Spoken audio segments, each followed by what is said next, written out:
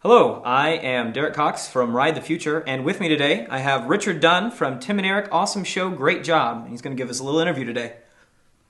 Oh, thank you, thank you. And what would you like to know? Well, I would like to know a lot of things. Tell us about where you grew up and how that all came about. Well, it wasn't any one place I grew up. I started off being born in Urbana, Illinois, and then we went to Chicago, Illinois, where my brother was born. My sister was born before me, which is in Champaign, Illinois. Champaign and Urbana are the same city except divided by a street. Okay. And that's the University of Illinois. And then went to Chicago. And then from Chicago, we went out to California. And we was there during World War II. And after World War II, we went back to Illinois. In the outbreak of Korean War, we came back to California. And when I was 16, my mother died. And so I joined the Navy at 17. I was in the Navy for 4 years. Got out for 9 months, up Santa Monica Mountains. Met Ronald Reagan up there. Ran out of swinging horses. And then that December, I joined the Air Force. I got tired of that. So I was in the Air Force for 4 years.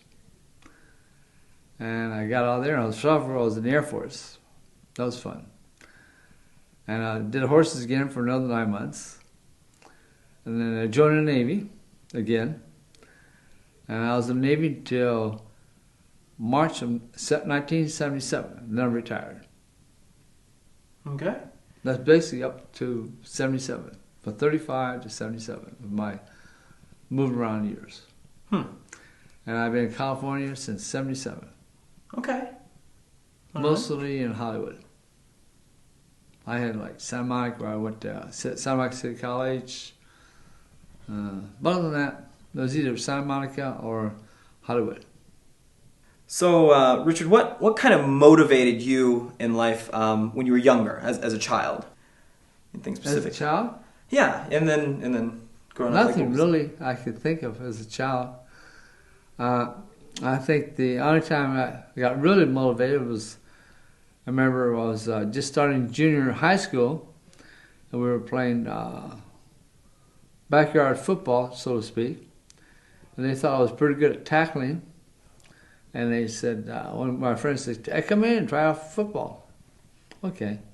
Well, then I was tackling everybody, and they put me on defensive end. That's sort of motivating. So you played some football? Right. In Urbana, Illinois.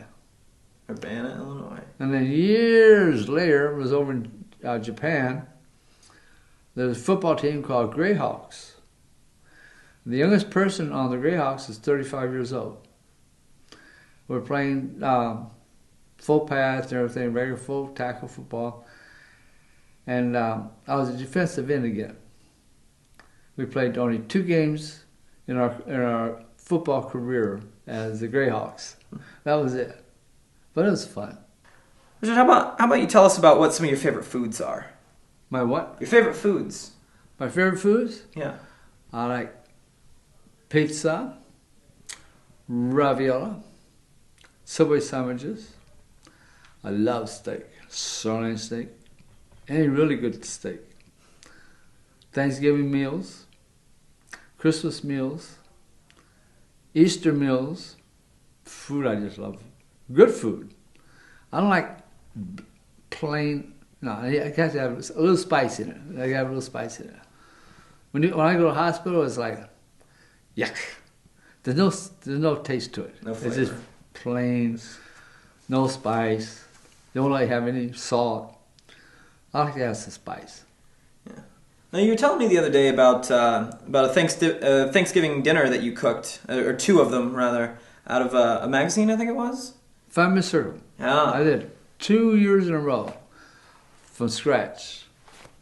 Yeah. The turkey, the stuffing, apple, pumpkin pie, lemon meringue pie,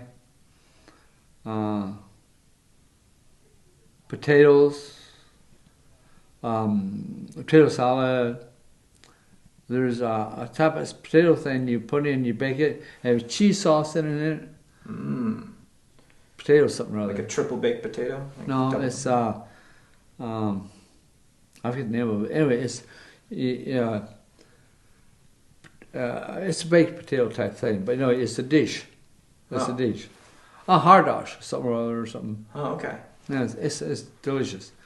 And then peas. I love peas. No, mixed up with some string beans and all bacon stuff like that. And then sort of spice it up a little bit. The whole thing. And Farmer Circle gives you every dish you need for Thanksgiving dinner. And they give each recipe for each dish that's in there. So you can make a Thanksgiving dinner just by cooking from the Family Circle recipes. Oh, so good. Who are some of your role models growing up? My role models growing up? Mm-hmm. My mother had a lot to do with it.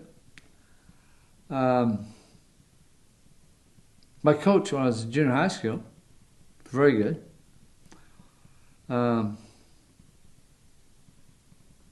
That's basically it. So I really didn't have, we call a lot of role models go by. I just learned from the world, so to speak. I do know when I joined the Navy, they made a very long-lasting impression on me. I was just turned 17. Haven't been any place for any length of time away from my home. And then I go to San Diego, and they run you through 3 or 4 months of rigid training, and you definitely are no longer a pumpkin when you get through with you. You know a little bit about the world by then. And then in basic training, you run into all kinds of people from different parts of the U.S. So you have a mixture there. Learn a bit more from that by mixing up with other people. It's been interesting. I have more role models as an adult than I did as a kid. Really? Well, let's hear about some of those. No, Robert Marcus is a friend of mine. He's a producer. Mm-hmm. I watch how he operates. Meeting Tim and Eric, they're outrageous. You're always learning something from them. Everybody you meet, if you look closely enough, you learn something. Mm-hmm. You learn something from anybody. I don't care who it is. You'll learn something from somebody. It's when you quit learning is when you're not living. And when you quit looking, you might as well stay home. Because there's always something there to see. I found it to be a good way to live life. Just looking for new things to see. Yeah. A little island vegetation here. Yeah, a little bit of vegetation. That's comes standard with the interview. Oh, that's we nice. want to make it look a little more homey in here. Oh, it's a little dead. I remember when I was in the Air Force, I loved going around and taking cameras. But then when actual work was very dull because the aircraft would fly over certain areas, take pictures of the land. The land, we develop it, send them over to have it checked out by the higher authorities. So our work is actually very dull. Now the people that have fun is if you were assigned to a base photo lab, they get around, go out and take pictures of the parades and stuff like this. So we're up there doing aerial photography, but it was still fun. It's interesting. We learned how to take pictures and stuff. That was back in the 50s. And what they knew back then is very, very old style.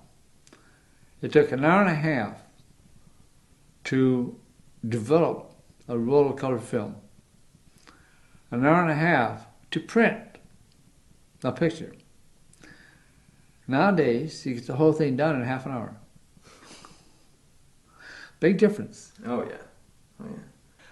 How How did you get into show business, so to speak? Well, a friend of mine named Robert Marquez is a producer. And I said, if you need a gopher, I'll volunteer to be a gopher on your show, on your movie production. And when I got on set, I found out a gopher is a production assistant. And that's how I got started in it. And I found out that a production assistant is the first on the set and the last one off the set. And in between, there's a lot of running around to do. You can be doing anything, plus what we call craft services, making oatmeal, coffee, helping with the lunch and stuff like this. Many and varied things. And then Rob Marquez did a little book on how to be a production assistant.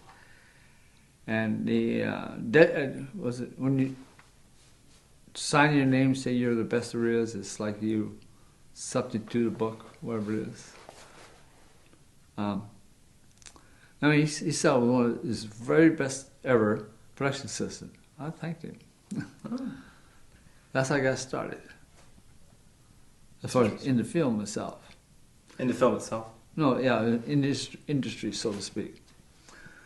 And then I figure I did 3 of those productions. Mm-hmm. And the third one I was thinking, hey, wait, maybe I can be a background actor. Hey, all you do is whatever they tell you to do. You go here, you go there, no, do this, do that. And they tell you exactly what you do. Don't have to worry about dialogue. And then when I get my resume made as a background actor, a lady by the name of Faith Christopher says, come in and take once a week, take acting class. I figured, why not? For $10 a week, I'll come in and take an acting class. So all the time I'm doing the non-union movies and stuff, and commercials, music, videos. And 9 months later, one of my managers hooked me up with a director's reel. And that was a union film. Well, actually, yeah, it's a union thing. And I had 2 days work on it, got a union contract, and I became SAG eligible. But the very first thing I ever did was, as background, was called the app pupil. And that was my very first union work. So they Taft-Hartley for that. And this director's reel was my second union work. And when the check came in, I felt like a professional because I was paid $1,020 a day for 2 days of work. And that took care of my tuition fee for Screen Acting Skill, which at the time was $11.64. Okay. So I've been a Screen Acting Guild ever since. I felt like a professional ever since that point. How exactly did you get, I guess, involved with Tim and Eric? Oh, well, I heard Tim needed a father. And over to where the studios was, I was in a parking lot trying to figure out where I could park my car. Tim seen me come down the parking lot and bring me up to the studio. We talked. Next thing I know, I'm doing episode 1. I've been there since. So, Richard, before we go, I was just wondering, what is your main philosophy on life? I never came up with a main philosophy. I figured that I like to enjoy life. I like to learn about life. If I ever quit wanting to learn and enjoy life, I figured that I'm not around anymore. As long as I wake up, I can walk around, I can breathe, and I talk to people. Hey, that's great. If I can't do that, it means I'm not going to know about it anyway. Yeah. But once I quit wanting to learn, not living anymore. I see people go on the sets, they go on there and sit around and complain about it. But if you go on a set and you just look around, there's always something new you're going to learn. I mean, there's so much going on, either the way they direct or the type of lighting they move, the way they move the cables, the way they set the scene up. There's always something to learn if you want to learn. Mm-hmm. But if you just want to be lazy and not do anything, hey, it's there for you to take it. But if you really want to learn something or gain more knowledge, it's always there. Just waiting for you to pick it up. If you don't pick it up, that's because it's your own fault. Very wise words. And I think that's going to be our time. Thank you once My again, pleasure, sir. Richard Dunn, for being here with us. Oh, yeah. Fist pound. Hey. That's great. Also, do like this. In LA, go like this. Like it. Just. That's a new one there. That's the new one. Yeah, that's The triple. You go and fly apart. Fly apart. Bang. Bang. Bang. All right. Well, once again, I'm Derek Cox from Ride the Future, and here is Richard Dunn. Richard Dunn. We have Derek Cox with us. Yeah, and we have I guess Richard we're Dunn. like co-working this thing here. Yeah, hosts. Host. There you go. Co-host. Yeah. A co-host. Till tomorrow. Tomorrow. That's the upper harmony you were. Tomorrow. Like that? Yeah. Okay. Till tomorrow. No. I'm not good at music. I never learned music. I sort of fake it. I think we could probably form a pretty good band though. I think we got the harmonies. All right. Okay. All right. Thanks for your time. Pleasure. Let's get one. Which one? We're going to do this, that. Oh, I did.